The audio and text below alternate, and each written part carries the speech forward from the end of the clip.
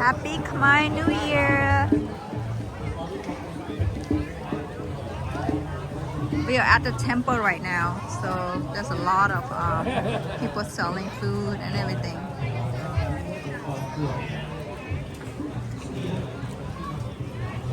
I need to make a no? Yeah.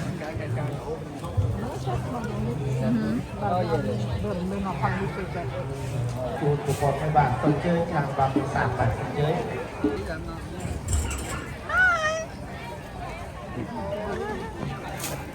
So survival. Oh, cho ăn sake, okay. Cho nó bao mai rồi? Oh, okay.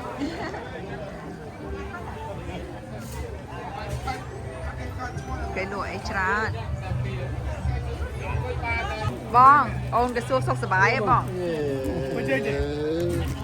Hi Boo, sốc sải Boo.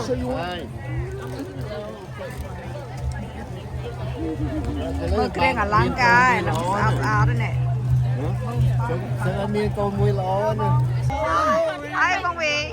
Phải china mà đó. Phải china mấy. Hả? Bà bà bà đấy. Ai phăng đi hả? Người ta kia đây là chưa chơi ta. Ta đi mà đỡ. Có bao nhiêu nước nào? Oh, we oh, yeah, thêm mua đấy.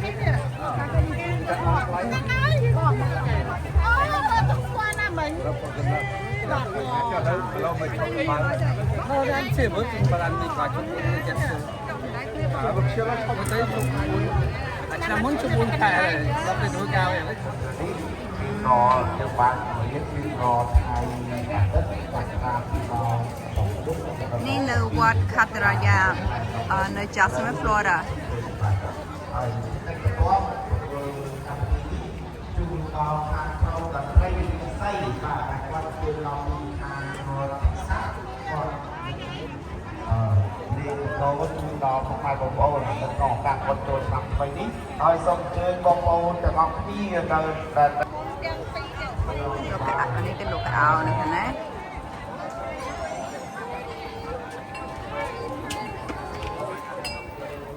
Hello. យកបាញ់ហត់អស់បាញ់នេះលក់កៅលក់កៅខ្មែរស្អាតនេះស្រីស្អាត right here ស្អាតគឺស្អាតដែរចាហ្នឹងហើយស្រីស្អាតគឺស្អាតដែរស្អាតដែរពាក់អីក៏សមបងណោះ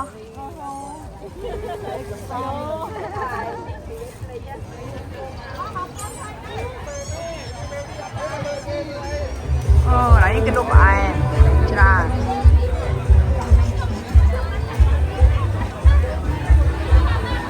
ច្រើនគ្រប់មុខ Are you guys hungry? Not yet we will បង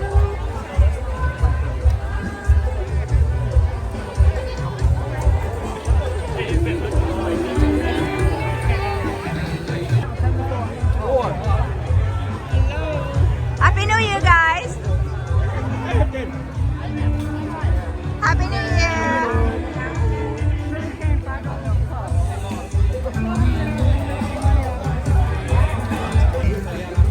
ស្លៀក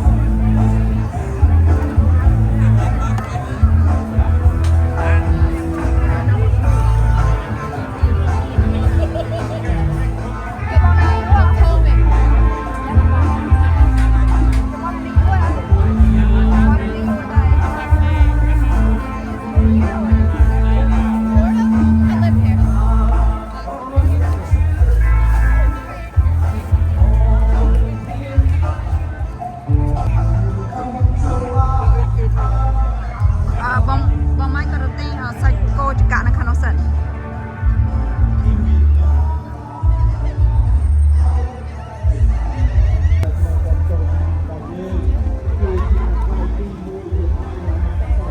្មួយខ្ញុំកំពុងញ៉ាំអីនេះអូនេះកន្លែងនឹងក្រៅក៏លក់អីផ្សេងមួយទៀតគេមានរោងច្រើនឆ្នាំនេះអូបងគេលក់នេះដើមឈើអីច្រើន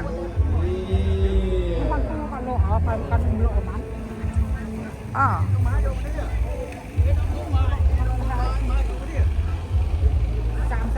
30 Yeah, that's good. Chào lùi phải chờ. No, drive on Sweden. No, mình tha the boss life cái đâu nữa mà nó free.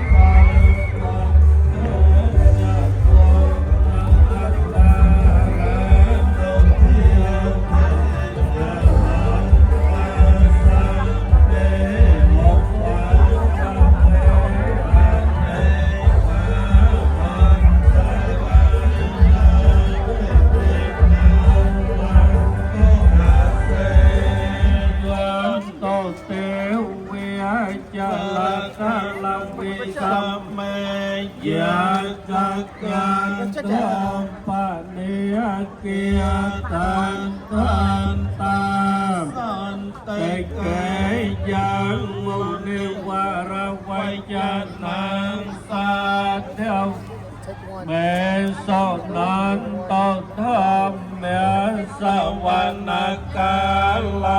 Gõ để không bỏ